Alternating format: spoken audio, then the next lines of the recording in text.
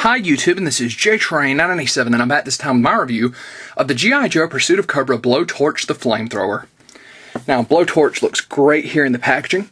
He's of course got his flamethrower, his axe, an oxygen tank, his backpack, a rifle, and his base, as well as the, it appears to be the same two mines that the Firefly came with in Pursuit of Cobra Wave 1, but I'm doubting they're going to fit on his backpack in any way.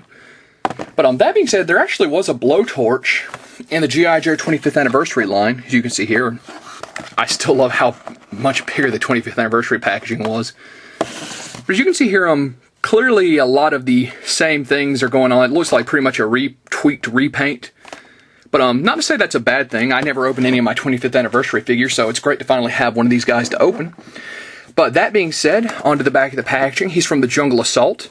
And his read-up says, Blowtorch is thoroughly familiar with all military incendiary devices and flame projection equipment. To blowtorch the use of fire in combat is a science that predates the bow and arrow.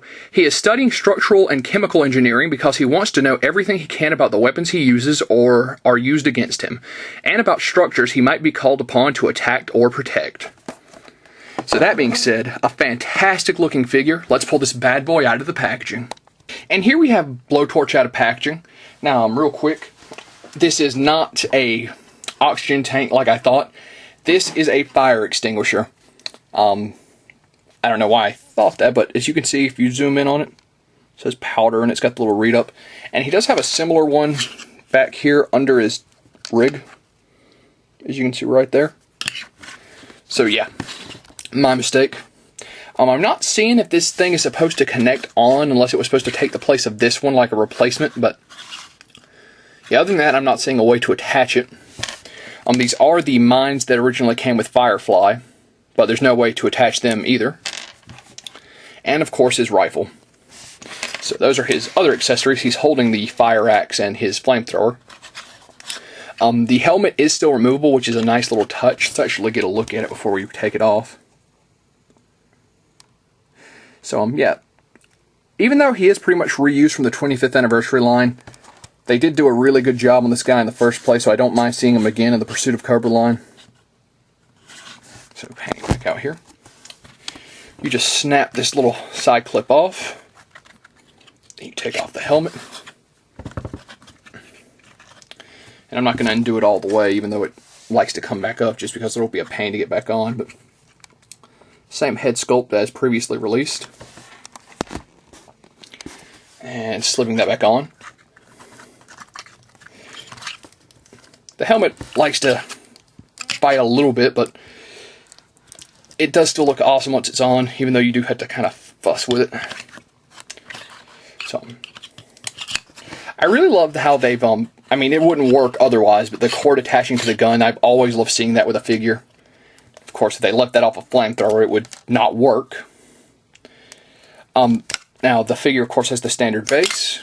Let's pull his blowtorch out of his hand. I mean, flamethrower. Let's pull the flamethrower out of Blowtorch's hand. He has the standard range of articulation for a Joe. Does a full 360 at the arms, goes out, bends and spins at the elbow, and spins at the glove, not the wrist. Same articulation for both arms.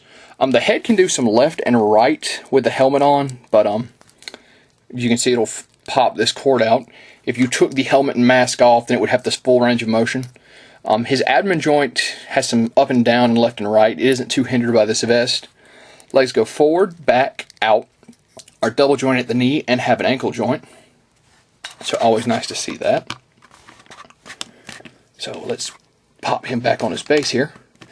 Since I've started doing these reviews, people have told me that some Walmarts actually are starting to carry these again, and that they actually are seeing this wave. So it's good to see that these aren't going to be as impossible to find as I thought. In my area, we're still pretty much swamped by Arctic Destro and one or two jungle vipers. But even so, these guys are awesome looking figures. I really hope everybody out there gets a chance to buy them. Blowtorch, despite being a pretty much retweaked 25th anniversary figure, does still warrant a pickup in my book. And that being said, this is JTrain997, and I'll see you soon, YouTube.